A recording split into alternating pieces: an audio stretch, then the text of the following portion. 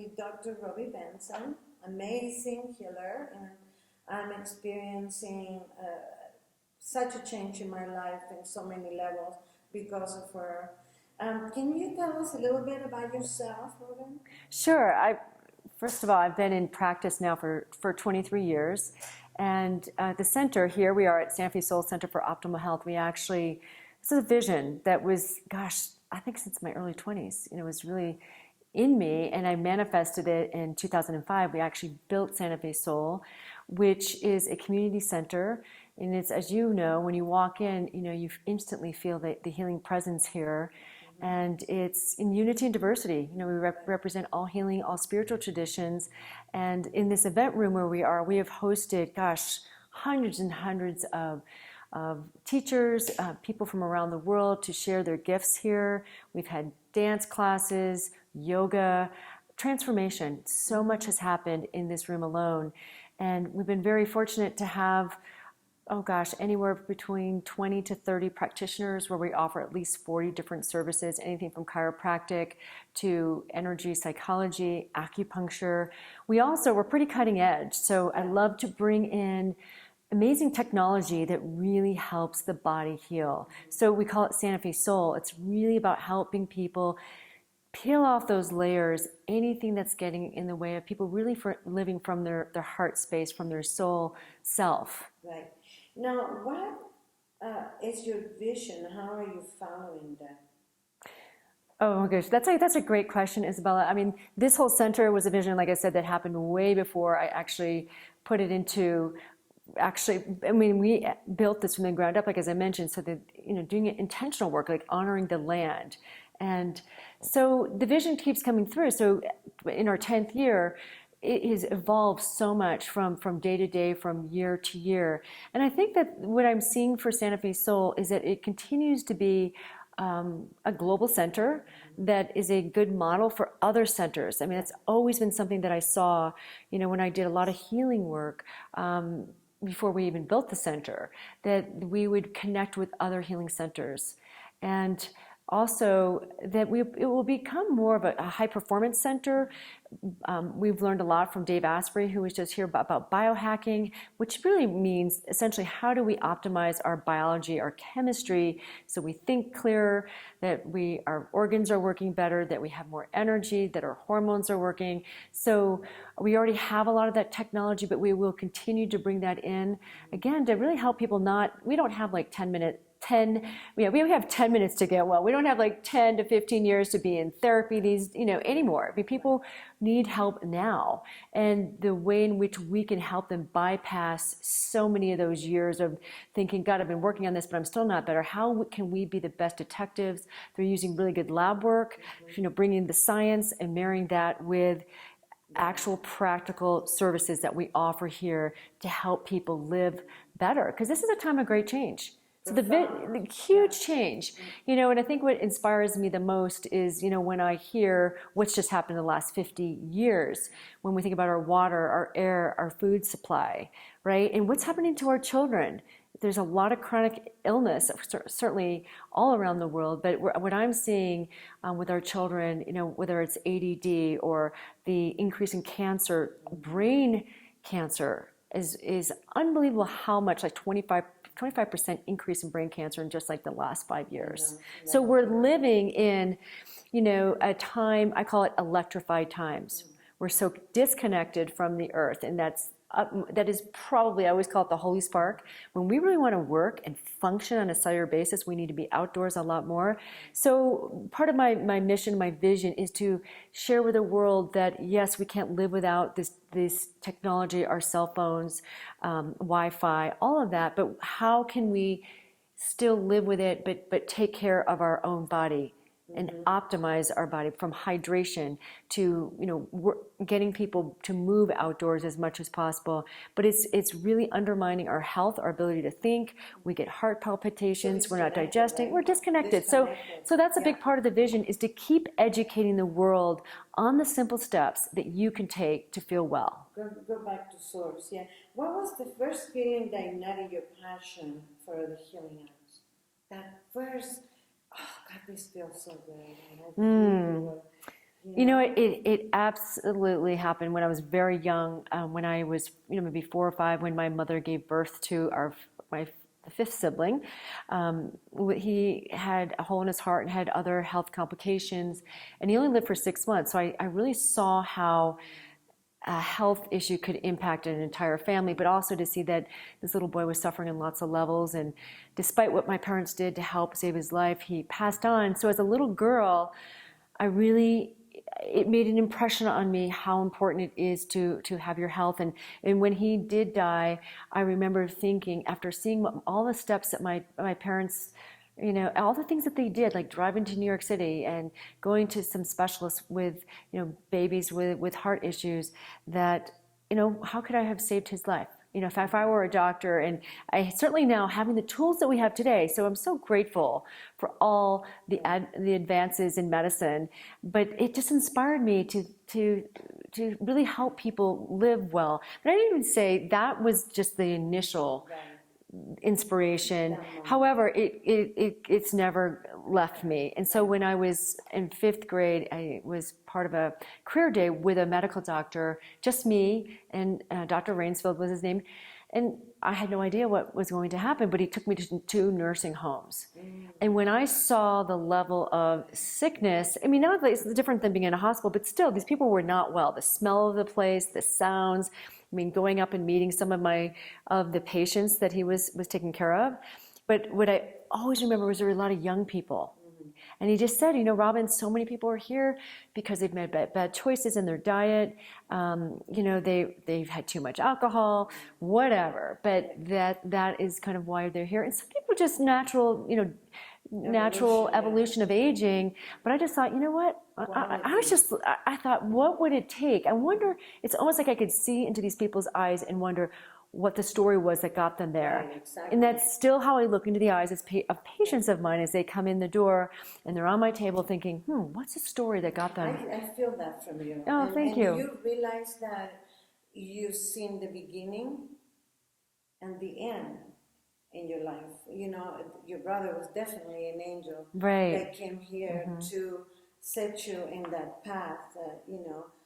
It had to be always being a very touching moment, right? That we just pull out and we pay attention. Wow, this is transforming, and exactly. That's something I would like to do. What do you find the major concern for people to improve on, and what are you doing to make a difference in their life about that subject? And this was something that I talked a lot about in my most recent book, The Healthy Conscious Traveler, 8 Pathways to Smart and Effortless Travel. And obviously the metaphor here is not only how are we traveling on planes, trains, buses, and in our own cars, but how are we traveling through life? And I truly feel that when I think about the 80,000, 90,000, God only knows how many patients now that I've treated, probably the number one thing that people really need to consider is to practice self-care. So that's a big word, almost like self-care. It's something that we all need to practice, and many of us are, but to take that more seriously now than ever before, that we've ever had to consider how necessary it is. But just to simplify that, when I break that down, probably the most important thing I would have to share with people is what they're eating. I think food, we are what we eat and what we digest, and we want to put nature back into our body. So whatever Mother Nature provides, certainly organic foods is really critical, and have a more high water food diet, I think, is really essential.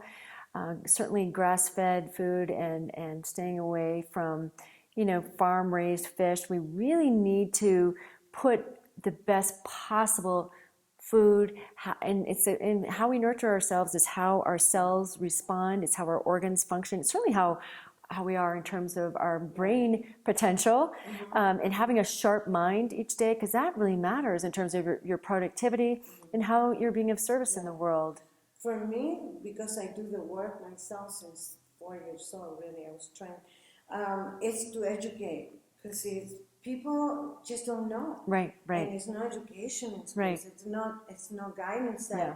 Education is, I think, the major destroyer in the planet is not knowing, and being so uneducated and disconnected. Right. Because people tells me, wow, you have stomach points in your face. It's almost like they work out with the head thinking they left every organ at home. Right. So I think you're doing that work so fantastically.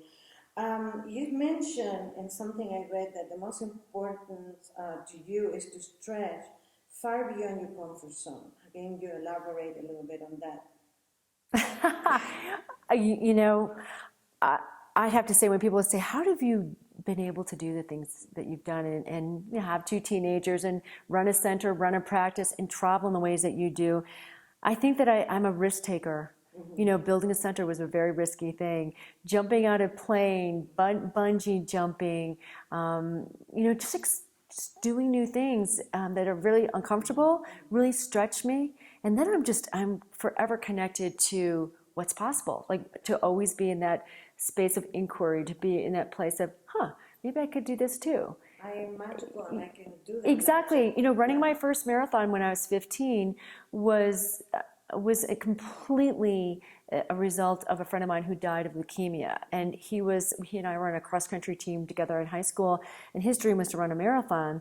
I thought, God, I'm only 14 at that time. And, it's just an amazing story, but crossing that finish line just like short of 4 hours was just another time that I'm like, oh my God, I can do this. I can run 26 miles. I'm only 15 years old. And if I can do that, I can do a lot of other things. So I keep stretching myself, and I'm not sure what is next. But for me, it's not like I write a goal because of this is going to make me successful. I really get the inspiration from above. I sat on this. January of 2004. My husband told me about this land that was available, and check it out. Maybe for, maybe you'll do something with it. So.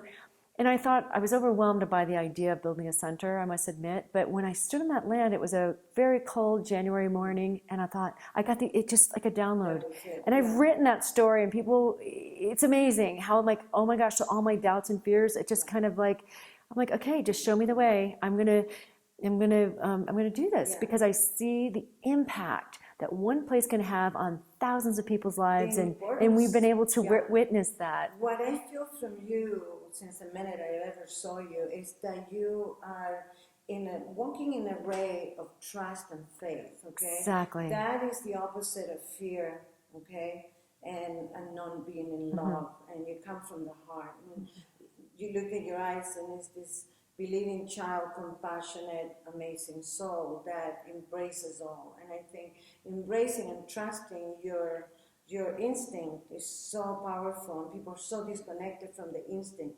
Right. They want second-hand validation from outside to trust that. And you are so the role model for the opposite, and it's so needed in this planet, So I gotta give you that moment. We don't think about ourselves that way. Right. I think what's really most important to continue that connection is my connection to the earth and my connection to above. As above, so below. But I always feel like a lot of my inspiration comes from above or through people. I mean, it's not like just invisible. Like so many amazing messages come through people. And also my connection to the earth. So whether it's running, being on my earthing mat in the morning, the more I come from that wholeness, my soul self, then even if it's scary, I can move that out of the way and just keep putting one foot in front of the other. Trust and faith. Trust. You're aligned with trust and faith. Yeah. You're aligned. And I just want to say one more thing too about that. One of the most important ways to practice self-care, or I consider the most important pathway to live vibrantly in today's world, not only to have vitality, but to feel just deeply rooted, to feel connected to who you are, is to be your own best healthcare advocate. Like there's no one can do, even though I'm the facilitator for so many people in terms of their transformation, in terms of their health, the ones that are successful they're obviously doing the work. They're like, okay, I've got to change my diet. I need to start moving. I need to work on my thoughts. I need to look at the trauma that I've experienced and witness, not only witness, but accept the fact that it's caused certain derailment of living a lot of the ways in which you want to. So, but I still think that the trauma, I always say transmute, that how important it is to transmute trauma because it's part of our being. It's just having a different relationship with it. So we're not a victim of it anymore. To rise above it, creates new tools, it certainly does. You have such different tools that if we didn't go there or didn't have, how can we understand a person that comes to us with that if we can recognize what's going on? And that's the journey, because we live through so many ups and downs just so we can look at somebody and say, I've been there and I know that you can conquer this. And that soul understands, right? You know that, such a tool. I love the saying, I don't know who this quote is by, but even in adversity to see the world in exquisite beauty. And for me, every time, I mean, I'm constantly stretching myself. So of course, part of that is looking at the failures, what didn't work, and reframing it, and what do I need to do differently. So, and being gentle, practicing a lot of self-compassion is really great because there's always the next steps to take. And that's one of the, I feel very fortunate that I'm able to move through some of, whether you call them my failures or just to keep moving forward and not to let that poison of whatever happened, everything doesn't, this is something that someone said, I'll never forget it, but nothing happens to you but for you. I'm not a victim of my circumstances, and to use all the faculties, to use all the tools that I've learned in my lifetime to say, okay, I can do this, I can move forward. I can do it better. That's what children do. I mean, they don't think that it's bad. They don't know that it's bad. A dog, an animal, which are huge animals, they don't. They just do, and they go on, and that's why they can learn and be so proliferous in what they do. I call it myself my stairway to heaven, because I take these as steps. Okay, my next step, my next step, my next step. Whenever something happens.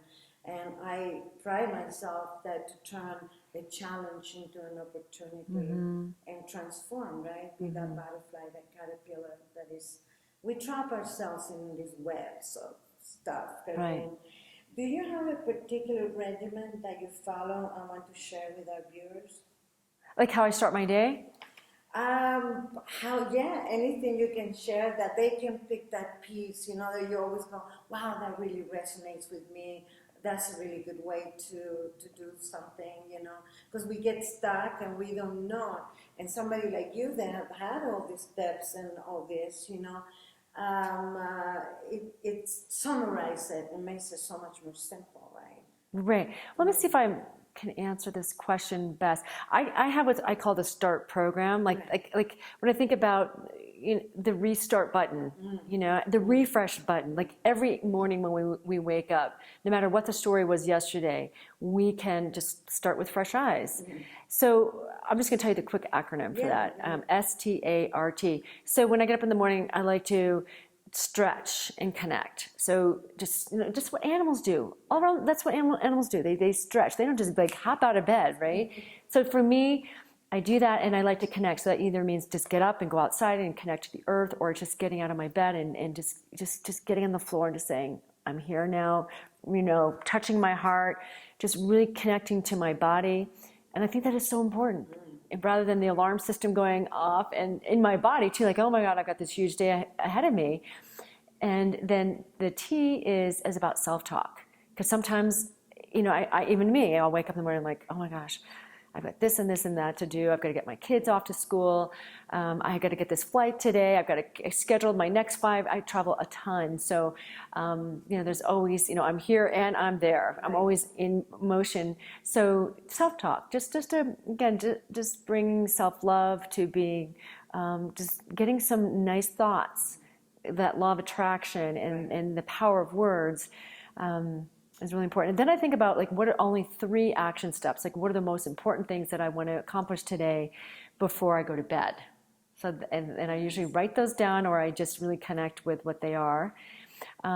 Rest and restoration, rest and relaxation. Just for me, it might be getting on the Tesla lights. We have a lot of great technology here. If I just sometimes, like yesterday, just take 8 minutes, that's it. It's again, a refresh button. And for me, I like to be brought into the present, because I don't like the feeling of life is going so fast. I like to feel whether I'm with a patient, whether I'm with my daughter having a conversation, or I'm on the phone. I want to be in the present. Sometimes it's just like a 3-minute meditation. I'll just lie on the table. Sometimes I'll just do a breathing technique or a Tonglen. I learned that from Pema Chodron. When something bugs me, 3 or 4 or 10 things can happen in one day. I'm like, oh my God, I'm freaking pissed off. I'm like, my nature is to typically kind of react and then I chill. Anyone who knows me, works with me, that I get over it fast, but I like to think about, okay, what's the worst thing that can happen? This technique, do you know about this Tonglen? Yeah, maybe you should. Okay, so Tonglen is like an ancient, I guess it's Pema is amazing. She's a Buddhist teacher, and it's just a way to forgive and to release. You can take a trauma that has been creating patterns after patterns in your life, whether it's relationship patterns, it's food patterns, it's who knows what patterns, and quickly change it. Because again, I think a lot of us, the sooner we can release something, the better. I'm all for it. I like to be as present in my body as I can be at all times. Also to keep that channel open. So anyway, let's say, for example, I missed a flight, and that really bums me out, right? And and then I think about something really unbelievably, something that makes me very happy. And then I think about something that makes me, again, go back to the event. You go back to the event 3 times that's really triggered you. You're upset. You're going to miss I've missed my speaking engagement. I've missed connecting with friends. I missed the dinner. This has actually happened. And then I think about, like being with my kids or being with some really good friends, like having a girls' night out. I think about my parents. I think about something that really makes me happy. I think about what I've witnessed here, incredible events that have happened in this room. And then I go back to the event, and then I'm like, you know what? It's okay. It's okay. Rather than having, 2 or 3 weeks, months, years of being so upset about something. I'm giving a very simple issue, but but that was a big deal. It was a big deal, Right. big deal to me at the time. Resetting, But even really serious things like a death of a parent. There's so many things that happen every single day that are really challenging in our lives. It could be getting a diagnosis. I work with people getting a diagnosis of some type of cancer in their body, and quickly going into thinking of something really positive and bringing the energetics of that, because it changes our cellular matrix. Yes, it changes how energy moves within us and outside us. And what else we're going to attract? I wonder Right. that one all the time. So we understand you provide cutting-edge healing modalities for acupuncture, energy medicine, IVs. Is in anything that you don't think people are being aware of, like the prolozone? People are always asking me, what? You did what? What is that? Or the Tesla lights, because a lot of these things that you have in your center that they're not out, and we would like to invite the viewers to come and be here with you and have that in their life too. Right. Well, after doing acupuncture for a couple years, it doesn't even matter how long. I'm always in the moment of like, what can help people faster? It's not even just about fast, but why be in pain, right? There's so many incredible modalities out there that really faster, and I love to look at technology, especially that mimic nature. So you mentioned prolozone. Let me talk about that one first, just briefly. So I love this. This is actually an injection where I'm injecting a proliferative agent, which is essentially procaine, a little bit of dextrose, sometimes some B12, sometimes we add ocean water. I inject that first. So let's say I treat knees, ankles, herniated discs, shoulders, you name it. If any ligamentous instability in the body, I inject this proliferative agent followed by the ozone. And it's incredible what happens. If you can even see it under ultrasound. So let's say I had a partial tear of my supraspinatus tendon here. It instantly will help it to go back to its nature. Knees, ankles, people who've let's say 10 years ago you twisted your ankle, to go in there and do some prolozone will help to and get that ligament back into its normal nature. Because once we overstretch something, it rarely goes back to its original shape. And we also get, along with that, scar tissue. So that is just something that acupuncture is fantastic. I usually do acupuncture along with the prolozone, but when I do the prolozone, people are like scheduled for surgery in their knee. They come in for 1 session, 2, 3, maybe 4 injections, and they're like, "Oh my God, I canceled my surgery." I was a year with the problem on my desk. Yes. And I tried everything from Amazon doctors to name it, nothing. You did the prolozone. I'm fully out of pain, and I travel a lot. So this it's amazing symptom. Yeah. I mean, it just took me out big time. The other thing that I really love is pulse electromagnetic field technology. It's to simplify what that is, it's a Tesla coil in most of these units that we have. The sleeping mat that we do, it basically, what it does is it creates a field that you can actually measure like 3 feet above and 3 feet below. And it creates this field that activates your cellular health. So you go from the raisin to the grape. So the raisin means you've got inflamed cells, you're not getting good oxygen exchange, you're not detoxifying, to the grape syndrome. So just with 8 minutes, because it's helpful for people to understand your cells are like little batteries. So if the light in your cells is really dimmed, you're exhausted. You don't feel good when you wake up in the morning. You have pain, your body is stagnant. And when you have your cells look like voluptuous grapes, you have great oxygen transport. You get your minerals and your vitamins into the cells, and you also get all the toxins out. So the PMF mimics nature. Since we're not outdoors as much as we need, it's great that I'm a huge support, not only the self-care revolution, we have that whole online world now, but also marrying that with the home healthcare revolution. Fantastic. Yes. I do them at least 3 times a week, and it's huge. Yes. Yeah. Okay. What inspired you to connect with the indigenous cultures? That's a very interesting point here. I'm trying to think of my first trip abroad, but connecting with the Maasai people of Kenya, and then I've also been to Peru a couple of times. Some of the amazing Peruvian people that have really touched my life. Going to Egypt and Turkey.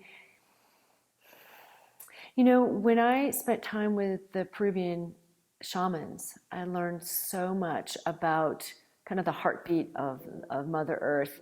And I really feel that the medicine from the earth is so important. Again, that could be food, it could be plant medicine, how important it is. So before I learned about the technology, it was really learning and listening to the songs that they sang, from sharing with me. Like when I was in Kenya in 2005, I was having a serious sleep issue, and they helped me. When I would go running with them, or they would go barefoot, right? And their connection to the earth, and the songs that we would sing, they would sing their Messiah songs, which were about water, which were about the sky, about the stars, about the animals. It was like so amazing how really health is like returning to your nature. Is what I learned from them, and the importance of being connected to the earth. And we live very, very different lives, but how can I take that message and bring that into my own life and share that with my patients? And again, the herbs from the earth too, like going on an herb walk in Kenya, and also did that in Peru. Like, wow, like within 15 minutes or walk of wherever they are, they can, have something that can help with digestive issues, something that can help with sleep, something that can help with depression. And so I was just so impressed with that. And I'm like, wow. I grew up there. Yes. Yeah. That's part of that incredible disconnection that's happening, and that's where people get refueled. I know. So when I find that that's good, those are really healthy vacations when we can go to the beach, we can go hiking, or when people are feeling just overwhelmed, I'm like, just go take a hike, just get outdoors, right. It's like the best medicine, and it doesn't cost anything. I always call it free healing. Right? Free healing. What is the modalities? What is it that you brought and your translation from all these indigenous cultures, and I see Mother Earth and Pachamama, of course. And it's something that you translate and use with different individuals when you work. So it might be an oil, right? There are different herbs like the Amazonian herbs that are incredible, like graviola, which is incredible for masses of any sort. Cat's claw. I mean, yeah, there are so many. So I brought those into my clinic. I have like a pharmacy of maybe 27 different companies. Wow. But again, alive, rather than something that's necessarily in a capsule, maybe a liquid, something that's really easy to absorb, and that can quickly change the consciousness, that we can raise our awareness. I always say this is a time, consciousness is such an important word for us to be aware, but not only that, to be active, to take action.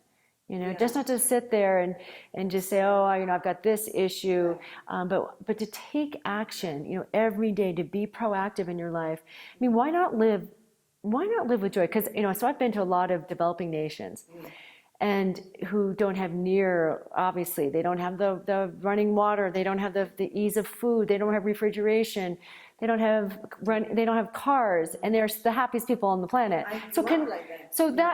That's probably what I've learned more than just about anything.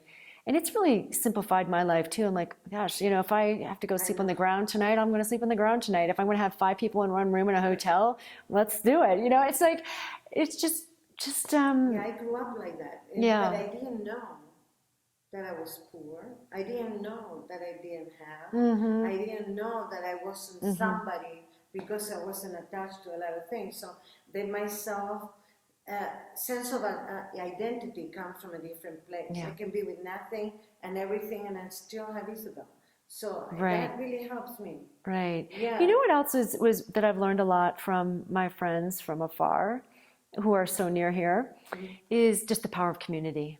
Right. I mean, wow. Like, that's what we have here. So even the inspiration for Santa Fe Soul had a lot to do with, like, remembering being in several different offices prior to being here by myself, or maybe with just one other practitioner. But to have a community of practitioners where we collaborate together is amazing. It's life-changing for all of us to have the support of each other, but also the way that we can collaborate on behalf of our patients is pretty extraordinary. For me. Yes. The team, that collaboration, because the tribes here are very divided. Yeah. And everybody's the family can be in 7 different places. And so that was a challenge that I learned how to live, because I understand the culture is different. And so great when power of community comes together here, whether it's through a yoga class or it's a class, but the transformation that happens when we're in a we.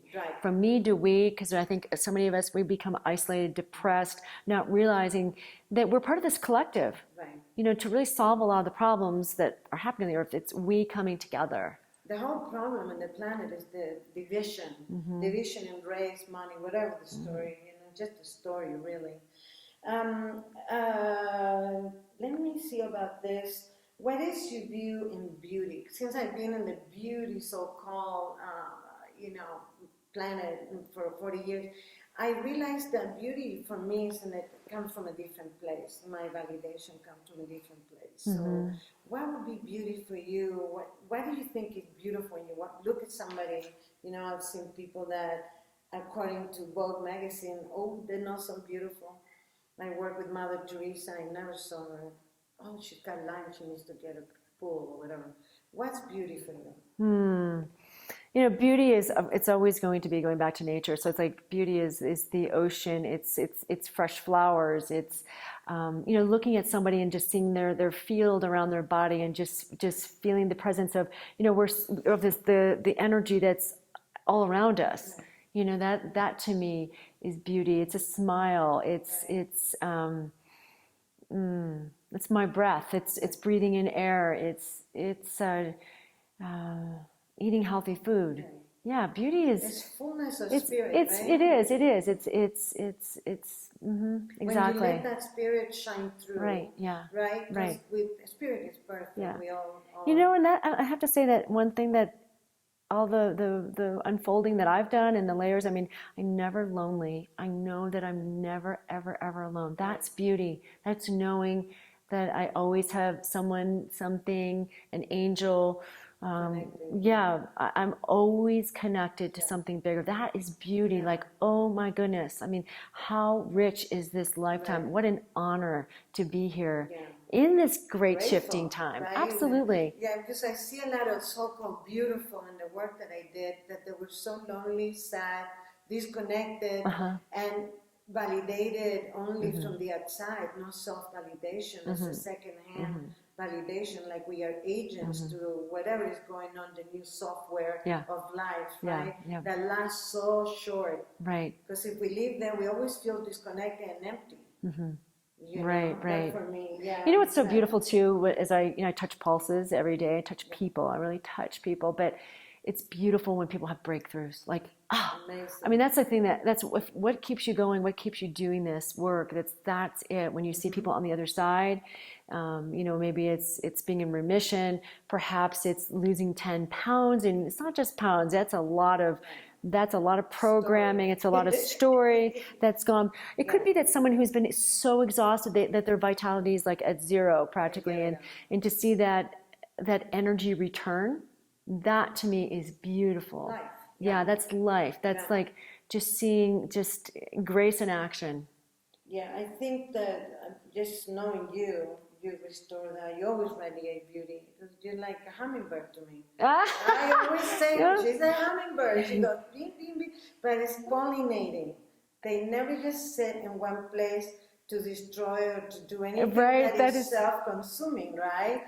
It's always leaving something and feeding yourself. So hummingbird for me, definitely. That is so amazing that you're saying that, because there's a friend, I don't know if you know Alan Hutner. He's like, Robyn, your energy is between a hummingbird and a jaguar.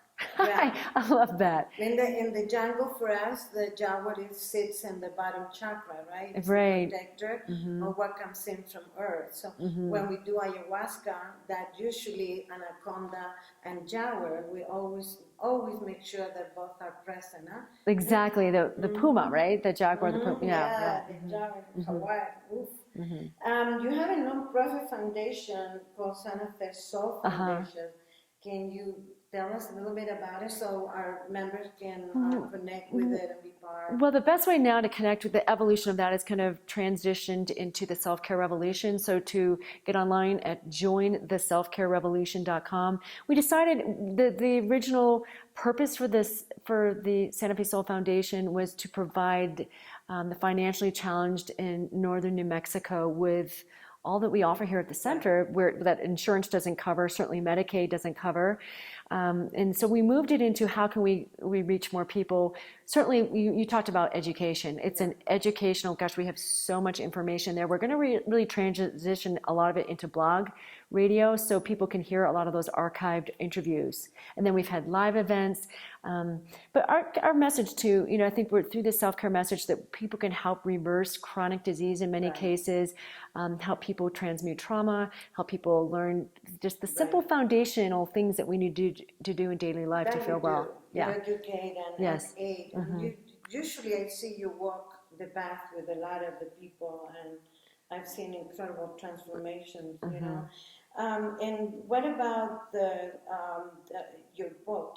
Where can we find it? Where can we, and what is a little bit about? Because nowadays to travel is a nightmare. Well, for all the people that live in Santa Fe, Collected Works is a great place to get your book, or the art bookstore. Right. And then on Amazon, you can get you can order the actual book, or you can get the Kindle version. And so many people really liked that.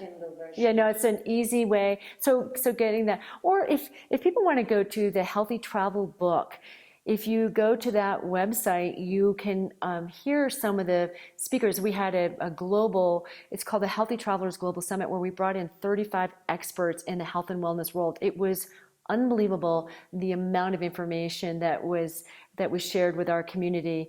And so you can hear some of those speakers, and if you happen to go to that website, again, that's the Healthy Travel book, and you get some other bonus material as well. Mm-hmm. And I was, you're like the ambassador, a world ambassador. I've been that for years. That's my goal, to unite and to be around all this nature, because anywhere you are, you bring this aura and this Right. electrical field with all of us, with a little piece of all of us, you know, that we give you as thank you and gratitude for all you do. Well, thank you. And if in one word you can leave us with your gift, what would be one word? Can I just add one more thing to the last question? Yes, absolutely. In addition, for my book, you can actually come into our center. I just want to invite all of you to santafesoul.com just to find out about our practitioners, all the offerings, what happens in our event room. I just think that's just important to mention. But what is my gift? In one word, what would you say is your gift? You leave them with that gift that is yours in one word. My open heart. Open heart. My open heart. Yeah. My just, receptivity. If you summarize it, I think it's one word, and I know that word for you. The word for me, love. Yes. Love. Exactly right. That's what you are. Yes. Love. Love. Mm-hmm. You come from the heart and the soul. And I'm very thankful to be here with you. It's a lot of gratitude. Thank you so much. It's great to be with you too. Robyn.